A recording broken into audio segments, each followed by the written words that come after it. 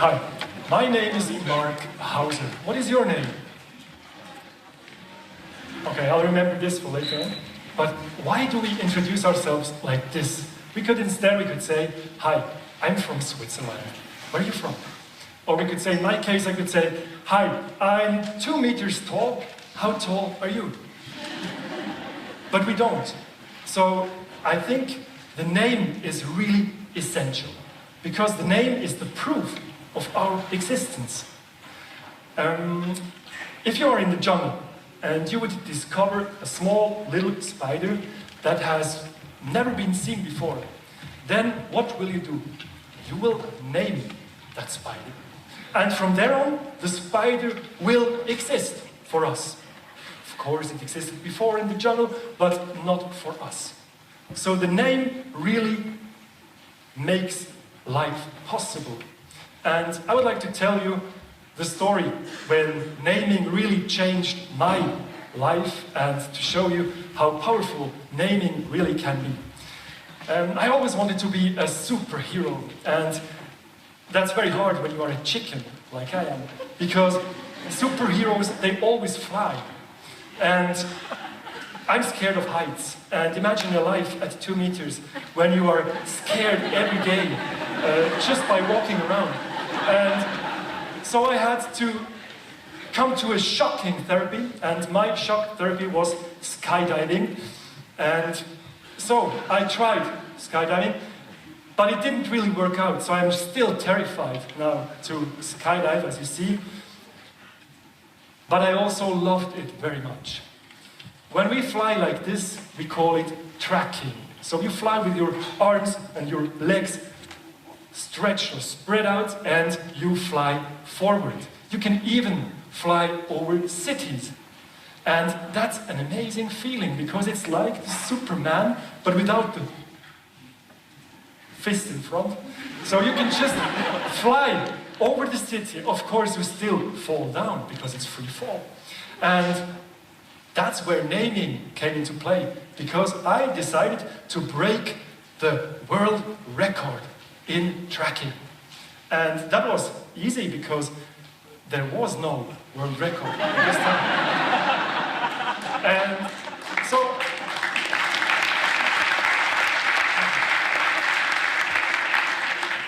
I had to come up with a name for this new discipline, and I called it speed tracking. So maybe it's not very creative, but it worked. So I could announce a website, I could find a sponsor, and found a Swiss watch company to sponsor this record. But I had a problem, and I found out I was not heavy enough.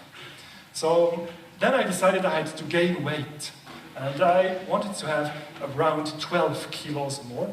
And that was one of the best parts of the whole project, because I could eat everything. So I had eggs and bacon and French fries, hamburgers, and 2 beers for breakfast, of course. Then I reached 112 kilos at the end, and I really made this record possible. So to imagine this, I wanted to be as fast as possible, measured over the ground. So I'm flying like this here, and I measured the speed over the ground. And to give you an idea of how it works, I can show you the small video of our training. And there you see that I always have to break down a little bit to wait for the other ones to line up, and then we can fly again. And we were exiting over the sea and telling the pilot, so we will fly home on our own. And that's what you will see.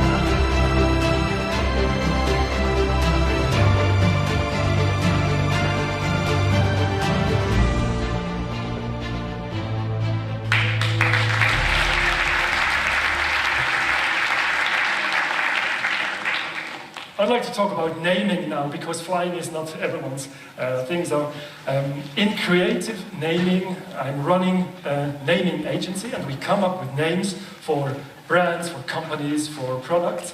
And the clients, they always tell me, so Mr. Hauser, you are the creative one, and that's good for business, they believe. But I'm sure it's not true. I think we are all creative human beings. And I would like to do an experiment with you. You have this white sheets of paper and your red pens. And we will draw a picture. And the picture is a portrait of your neighbor at your right side or at your left side, of your left-hand side. The only problem is you don't start now, and you only have 30 seconds to complete this portrait of your neighbor. So, please, at my signal, ready, set, and go.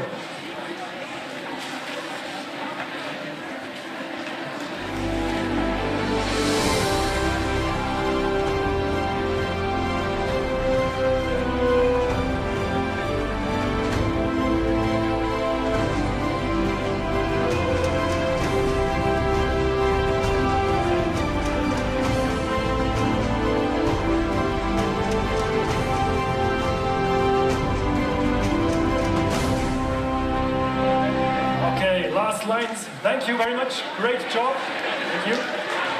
Please show the pictures to your neighbor.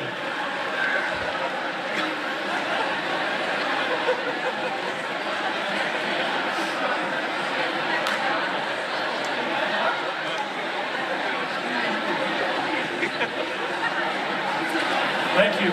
If you do this experiment in kindergarten, then the results are completely different than in here. I've heard some excuses, so sorry, that's not really you, sorry, I'm not the big artist. If you do this in kindergarten, you maybe have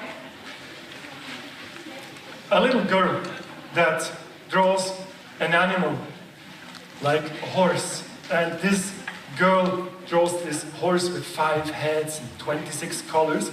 And you're asking this girl, oh, that's nice, what's the name of your cat? And the girl replies, hey, that's Lulu. That's Lulu, my cat. Don't you see it? So it's not a horse, it's really my cat. And so they mix, not as I do, but they just name their creations.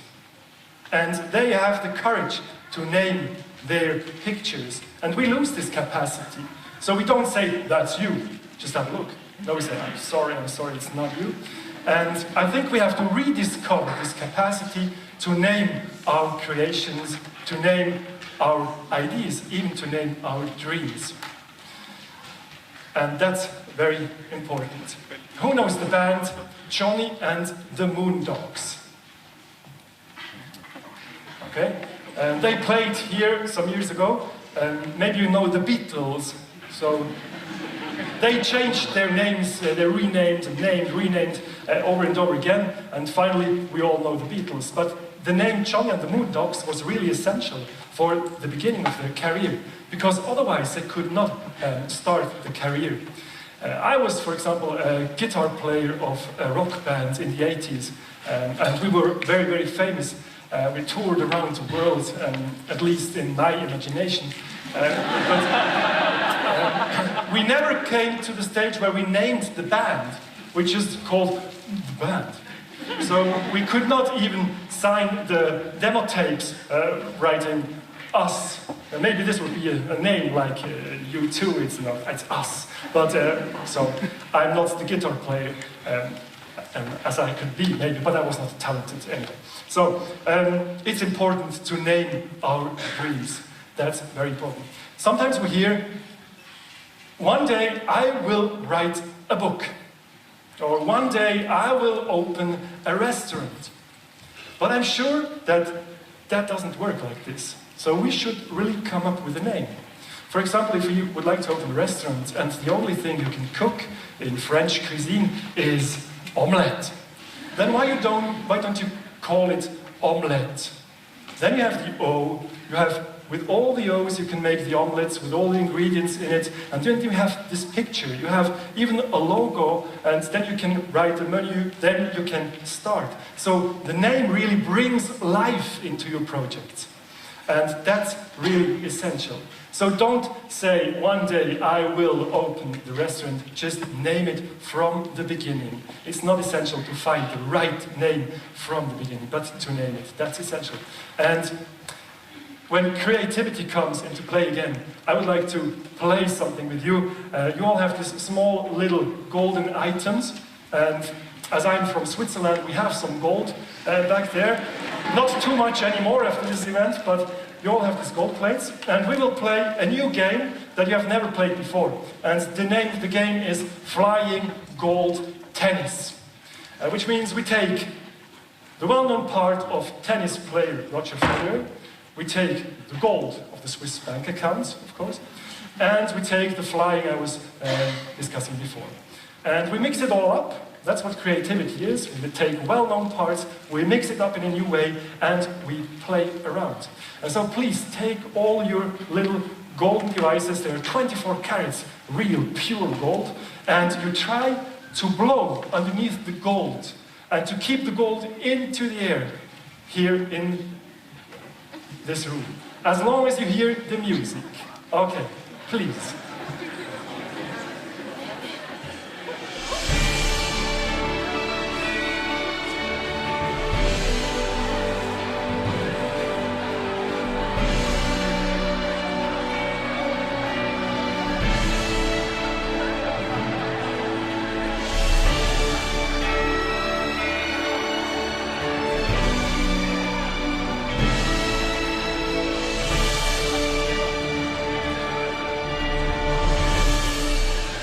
Thank you very much. Thank you.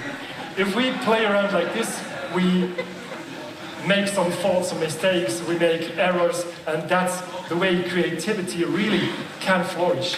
And when I came into this naming business, that was in hospital, actually. We have been there for 3 days. It was the birthday of our first daughter. Maybe I should call it the birth week, because we have been there for days and nights and days and nights, because she really didn't want to pop out. And when she finally arrived, she had such a low score on her survival checklist, so we have been all really desperate, and I had to give her the oxygen she needed, but she was pale and her eyes were closed and she was not really alive. And when I was desperate enough, I really cried her name, and I said, Noel! And then she opened her eyes, and she was there. So, you can call it a coincidence, but it was the same with our second daughter, with Simone. She had exactly the same birth horror, and when she arrived, and when she heard her name, she was there.